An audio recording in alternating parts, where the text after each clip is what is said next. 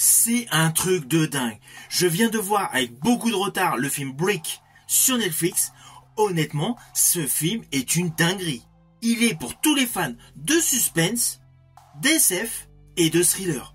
Ce film est un vrai patchwork. Et je ne vous cache pas qu'au tout début, lorsque j'ai débuté ce film, c'était par hasard. J'ai lancé le film et parallèlement je scrollais sur mon téléphone car le titre Brick en fait ne m'avait pas vraiment hypé. En plus, au tout début, on découvre apparemment une histoire assez classique, un jeune couple, Tim et Olivia, comme dans pléthore de films. Et là, assez rapidement, il se passe une vraie dinguerie. J'ai tout de suite posé mon téléphone et je me suis dit, waouh, c'est quoi ce Beans?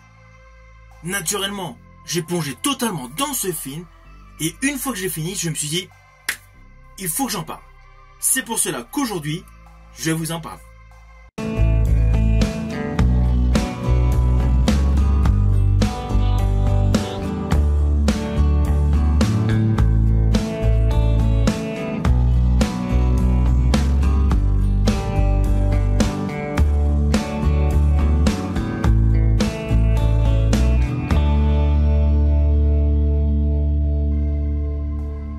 Donc, imaginez, vous vous réveillez en pleine nuit et vous apercevez que vous n'avez plus aucun accès avec l'extérieur.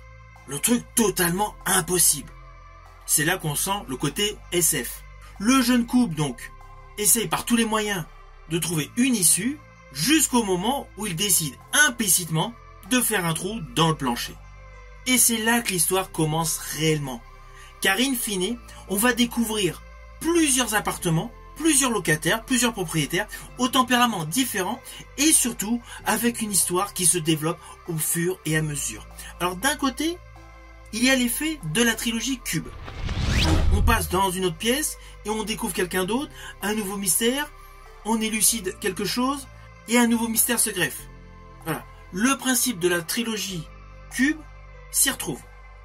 À la différence, c'est que nous sommes dans des décors contemporains. Tout simplement des appartements, avec des tempéraments totalement antagonistes, et surtout, un locataire énigmatique. Alors, ne vous inquiétez pas, si vous n'avez pas vu ce film, je ne veux surtout pas vous spoiler. Vous connaissez mon principe sur ma chaîne, je ne spoil pas. Lorsque je vous précise qu'il y a un léger spoil, c'est essentiellement un détail visuel, mais jamais sur le plan scénaristique. Ainsi, ce film, qui semble tout bête sur le point de départ, s'engouffre vers un véritable thriller SF, ce qui est totalement révolutionnaire dans ce registre. Avec une idée de départ totalement captivante, des visuels à couper le souffle, une tension constante qui assure de nombreux éléments dramatiques. Alors, tout ce qui est photographie, cadrage, c'est en totale adéquation avec le film. On va pas se mentir, le film est très bien réalisé. À cela s'ajoute une direction d'acteur topissime. Tous les interprètes de ce film sont en totale adéquation avec leurs personnages. Alors particulièrement, j'ai apprécié le couple qui est voisin du premier couple. Car avant de percer le plancher, d'abord, il perce la cloison. Et là on voit un couple, mais totalement déjanté. Et ce couple-là évolue vraiment au fur et à mesure de l'histoire.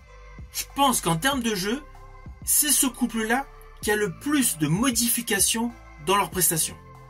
Ainsi, tout ce petit monde qui vit dans cet immeuble joue très bien.